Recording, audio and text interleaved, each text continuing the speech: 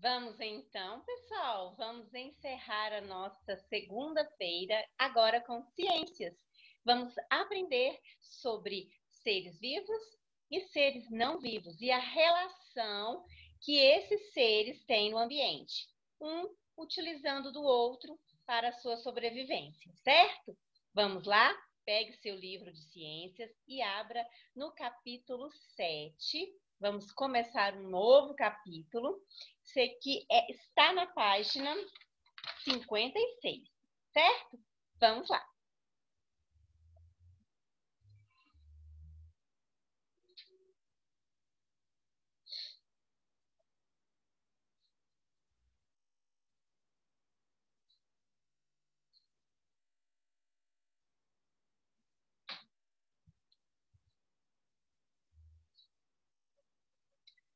Ciências, capítulo 7, vamos de 56 até a 60, mas muita coisa é só lido, tá? Não tem muito preenchimento, não.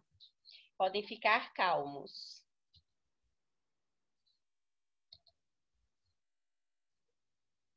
Observe a imagem de abertura do capítulo de vocês. Eu tenho aqui uma galinha com pintinhos, certo? Eu tenho aqui um gavião, que está chegando. Aqui eu tenho um porquinho, que está na lama, se deliciando aqui na lama. Aqui eu tenho um senhor que está capinando o chão, usando aqui a enxada.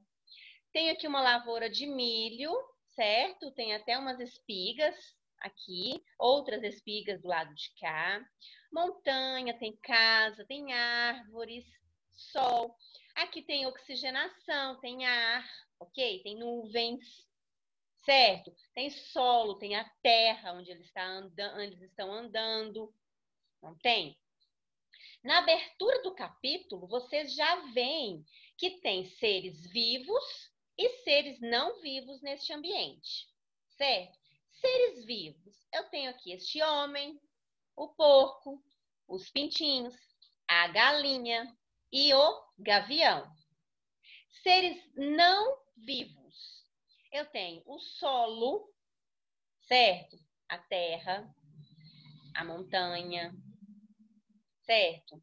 Eu tenho o ar, eu tenho a luz solar, certo? Isso são seres, fatores da natureza que não são vivos. Observe o ambiente de um sítio retratado na ilustração. Nós observamos. Quais são os seres que podem ser observados neles? Nós também falamos, discutimos. Quais componentes não vivos também podem ser vistos? Eu disse, o sol, a terra, o ar não pode ser visto, sentido. Como os seres vivos se relacionam entre si e entre os componentes não vivos? A galinha fica na terra, usa ali da alimentação que está na terra, que também é ser vivo, a minhoca, certo? Ela utiliza o oxigênio, o ser humano da mesma forma, utiliza a terra para plantar, utiliza a luz solar para aquecer e para que a planta se desenvolva perfeitamente, utiliza da água para sua sobrevivência e para aguar as plantas, certo? Então, há uma relação entre ser vivo e ser não vivo, certo? Componentes não vivos da natureza.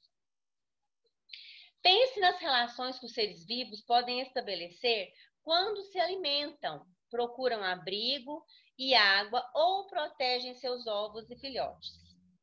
Certo? Há uma relação com o ser vivo e o componente da natureza. Para proteção, para alimentação, para defesa, certo? Para moradia. Observe os animais da ilustração. Nós vimos galinhas, pintinhos, porco e um gavião. Do que eles se alimentam? E as plantas? Como que elas conseguem energia e materiais? Bom, ela consegue energia pela luz solar, ela fabrica seu próprio alimento, certo? E também as raízes na terra retiram do solo a água para a sua sobrevivência. Então, nós vamos estudar nesse capítulo, pessoal, essa relação dos seres vivos com os componentes não vivos da natureza, que é uma relação de muita empatia. Um depende do outro, certo? Veja bem.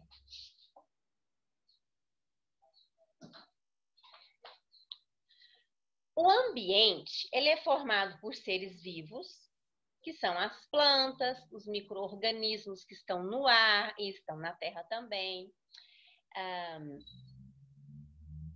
E os seres humanos, certo? Seres vivos. E também tem componentes não vivos, certo? Como, por exemplo, a água, o solo, que é a terra, o ar que nós respiramos, a luz do sol. Isso são componentes não vivos, que fazem parte da natureza. Os seres vivos, eles estão sempre relacionando com esses componentes não vivos. Sempre. Certo? Há uma relação do ser vivo, seja ele animal, vegetal ou mesmo o ser humano, ok? Com os componentes não vivos. Pedra, montanha, água, sol, ar, calor, isso são componentes não vivos. As tartarugas marinhas, por exemplo, relacionam-se com as águas vivas, certo? Alimentando-se delas, certo? Dois seres vivos que ficam na água, que é um componente não vivo. Corujas buraqueiras, que fazem os seus ninhos no chão, se relacionam com os cupins, certo? E fazem os seus buracos ali no cupinzeiro, ok? Constrói suas moradias. Por esses insetos, por esses insetos e que servem de ninho, certo? Elas utilizam até deles para sua alimentação. E usam esse tipo de abrigo para cuidar dos seus ovos, para proteger seus ovos. As plantas se relacionam com o solo. Elas retiram nutrientes, retiram água para crescerem fortes e saudáveis. Certo? Então, vocês conseguiram observar que a natureza oferece componente não vivo que mantém a vida dos seres vivos. Interessante, não é? Aí, mais um motivo para cuidar da natureza, mais um motivo para não fazer o que nós estamos fazendo com o planeta. Vocês estão vendo pela televisão que está queimando várias áreas verdes. Hoje de manhã saiu no jornal que lá em Belo Horizonte tem algumas reservas também que estão sendo queimadas. E o fogo aparece, não tem o dono que pôs fogo e os animais morrem, as plantas morrem, o solo é queimado e nós estamos passando por esse calor todo. Talvez seja um pouco disso aí, dessa queimada absurda, né, criminal que estão fazendo com o Pantanal. Então, vocês viram os exemplos que o livro trouxe. A tartaruga marinha com água viva, que são dois seres vivos que estão no componente não vivo, que é a água. A coruja, os seus filhotes, né, seus ovos, está aqui no cupinzeiro, utilizando da terra do cupinzeiro, que é um componente não vivo, mas que protegem os ovinhos e os filhotes e ainda se alimentam dos cupins. Então, há uma relação aí. E a árvore, que é um ser vivo que está no solo, utilizando do calor, que é um componente não vivo, e da terra, que é um componente não vivo, e da água que está no subsolo, que é um componente não vivo. Relacionando, então, um com o outro. Ok? Observe essa outra imagem.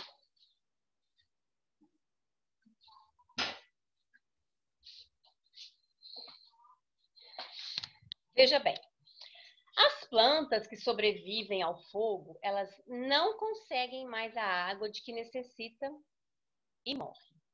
Os cupins, por exemplo, os outros animais que precisam das plantas para se alimentar, podem não encontrar comida que precisa e os cupinzeiros passam a não ser mais construídos. As corujas buraqueiras não encontram cupinzeiros para fazer ninhos e deixam os filhotes desprotegidos. Desprotegidos, esses ovos podem ser comidos e os filhotes de coruja podem morrer. Então, se o ser humano não cuidar da natureza, não cuidar dos componentes não vivos que fazem parte da natureza, colocando fogo, por exemplo, do jeito que está acontecendo, jogando lixo no mar, como acontece também na praia, se as pessoas não se conscientizarem de que a natureza é fonte de vida, para que mantenha a vida, né, dos seres, tudo isso que nós estamos passando vai agravar o número, né, de espécies e vai fazer ter muito mais extinção do que já existia antes. Né?